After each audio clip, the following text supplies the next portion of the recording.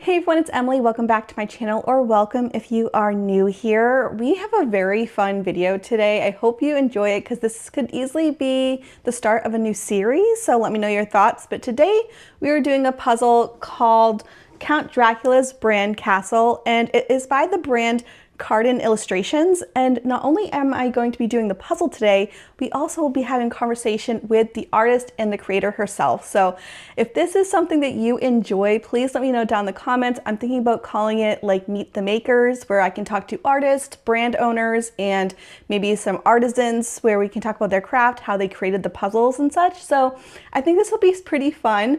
So let's first start off with our conversation with Holly. We can talk about what inspired her to make this, what the process was, and other things about her brand. So if you're interested in this puzzle, or if you want to follow Holly, I'll leave all of her information down below. But we're just getting into this video. If you're new here, I'd love if you subscribed, and let's just get into the interview. So this is my first time ever interviewing somebody, so it's pretty cool.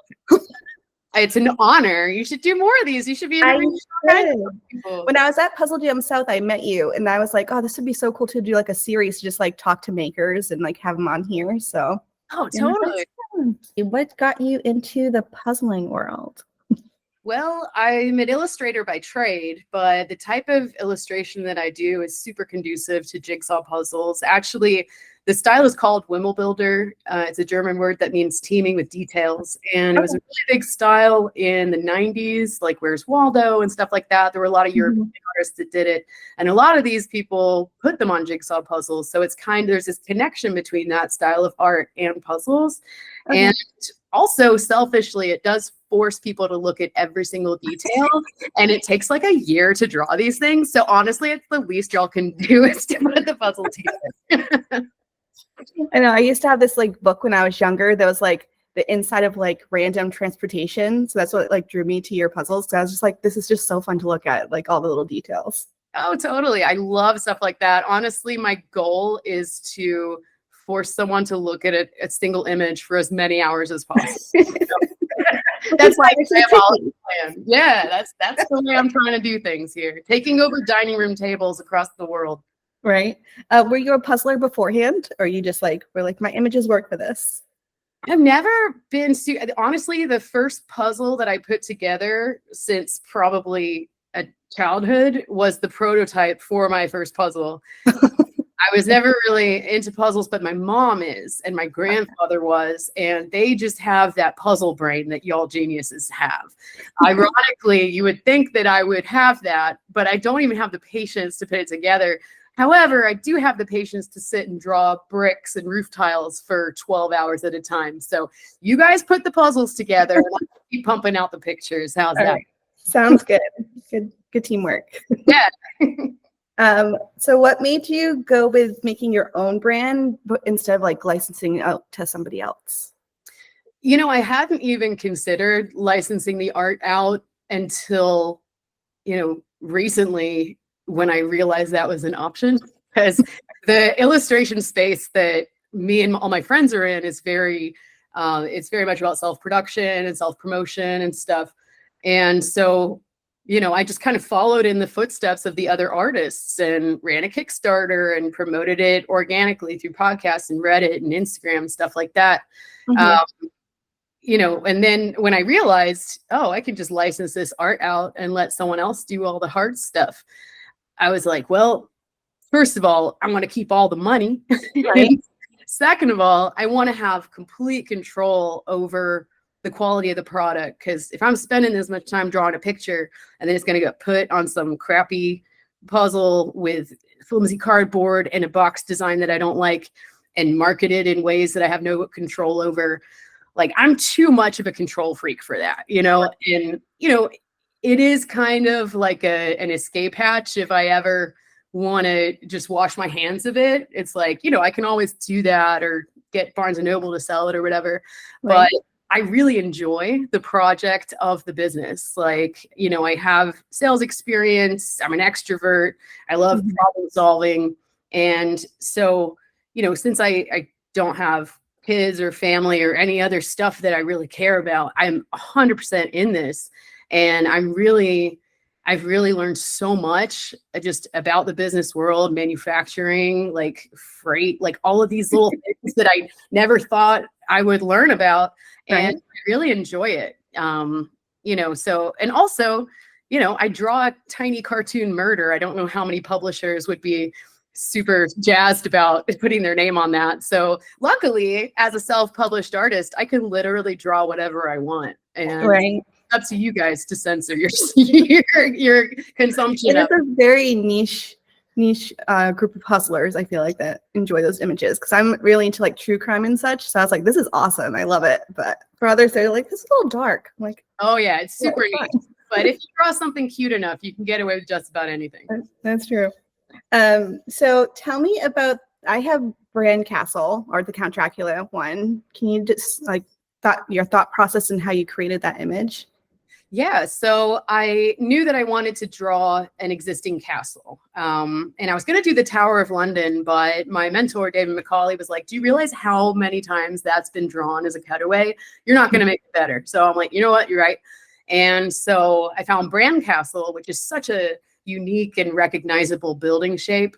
And I didn't see any illustrated, well, I saw like one or two illustrated cutaways, but they were a little different than what I wanted to do.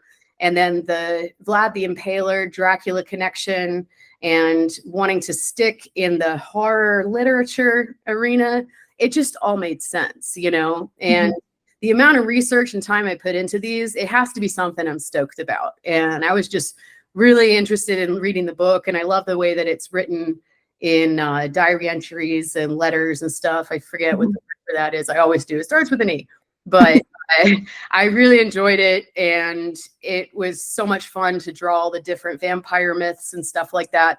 So I just have to find something that I really want to spend 2 years studying. And so the next one is the first edition of the Brothers Grimm.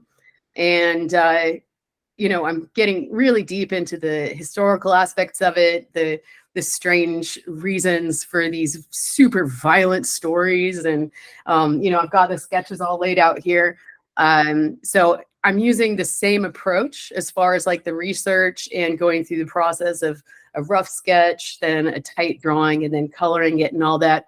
And I've actually got blog posts on my website for each of the main projects I have that explain the process. It's got all the blueprints and references that I use. It's got sketches and everything. So if you're into all that nerdy drawing stuff, check it out on my website, Carden.com. That's cool.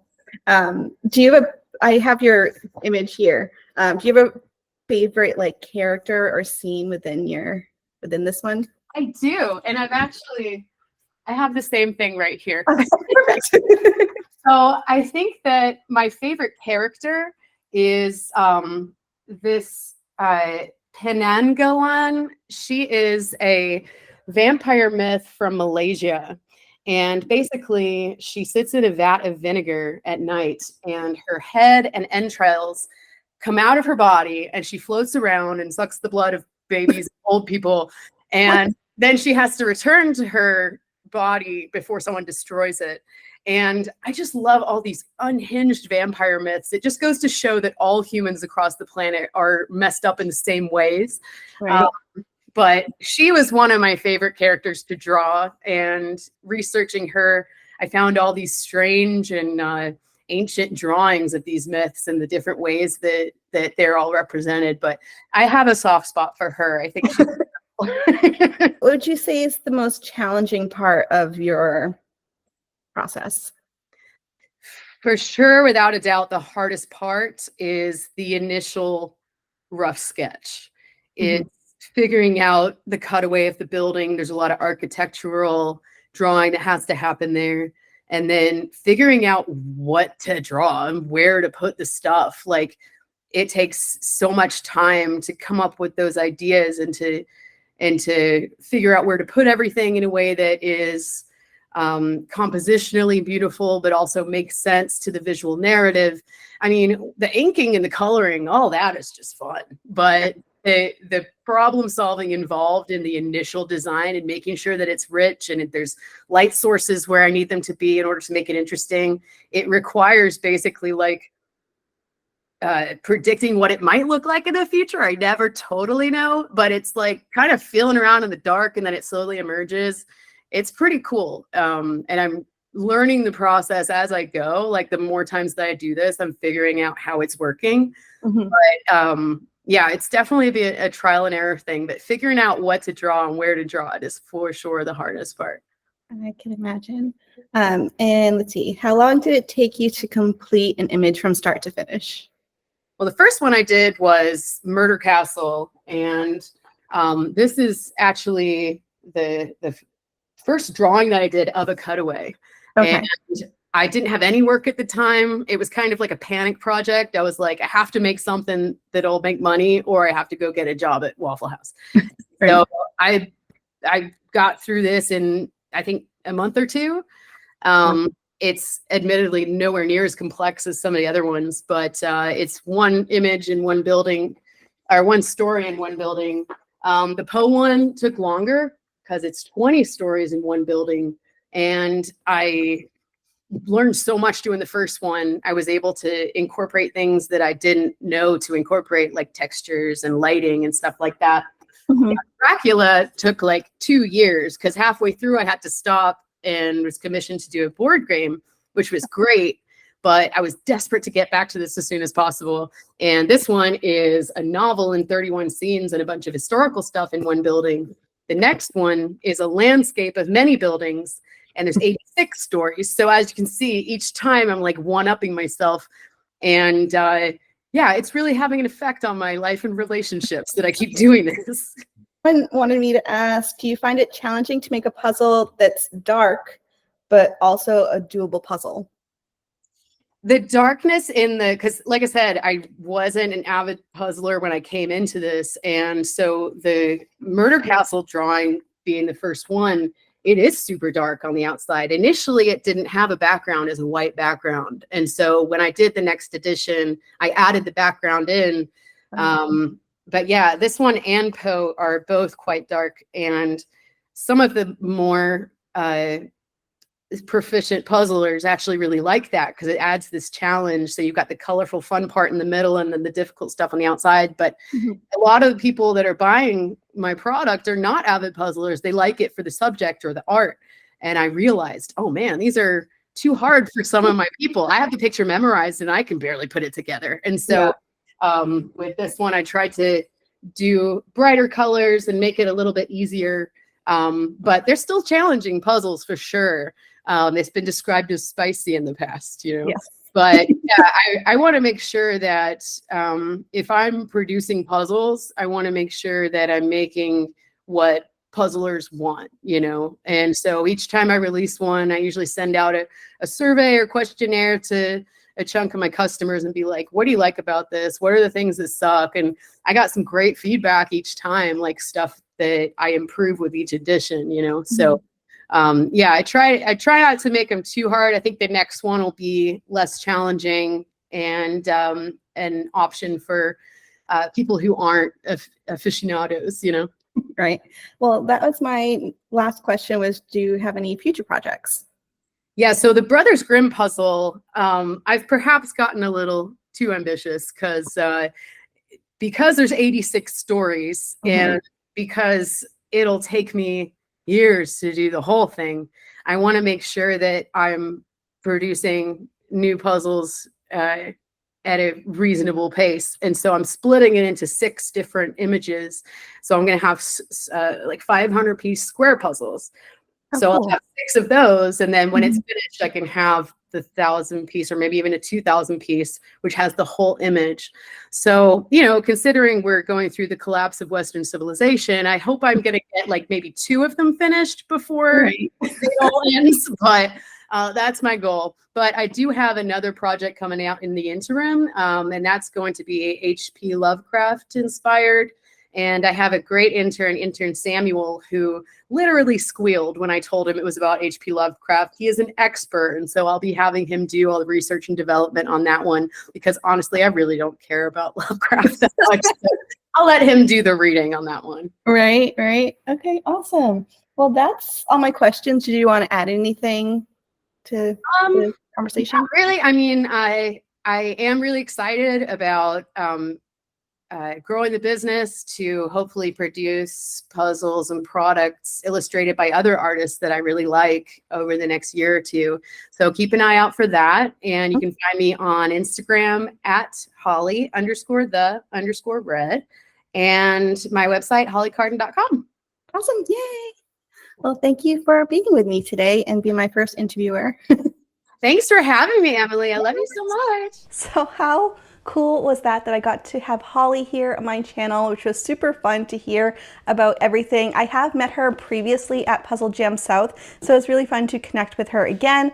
But this puzzle I've already done and I really enjoyed it. It definitely is trickier and more of a collage style, chaotic type of puzzle where you don't know where to start. And it was pretty tricky for me once I did the border where to go, and it really was like a 20-piece method to do the interior of the puzzle because there's just a lot happening and each scene is so tiny. Like you could have a whole scene be just a couple pieces. So it was pretty tricky. It's definitely is spicy, as she has mentioned, but I really liked it. It made me look at the image for a long period of time, really study it. This poster, I don't think I've ever used a poster more in my life than with this puzzle because this had a lot of good detail and you could see everything up close and all the different scenes, and it was really fun to do and to also know the backstory behind it and all the historical aspects of it.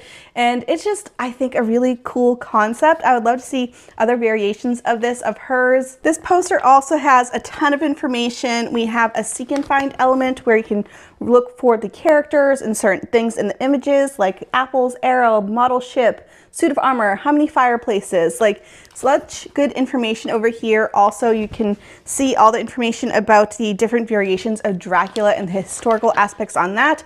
And then you have the castle itself. So she created this artwork based off the actual blueprints of this castle, which I think is just super cool. And you can see all the different information about Count Dracula's Bran castle and the different scenes that took place in each one.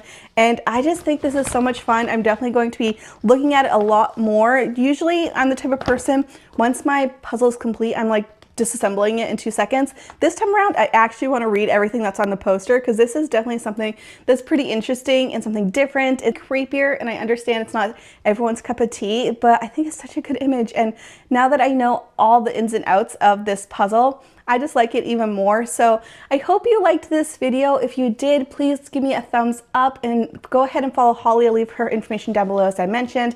But that's it for me. I hope you enjoyed this video and I will see you all in the next one. Bye guys.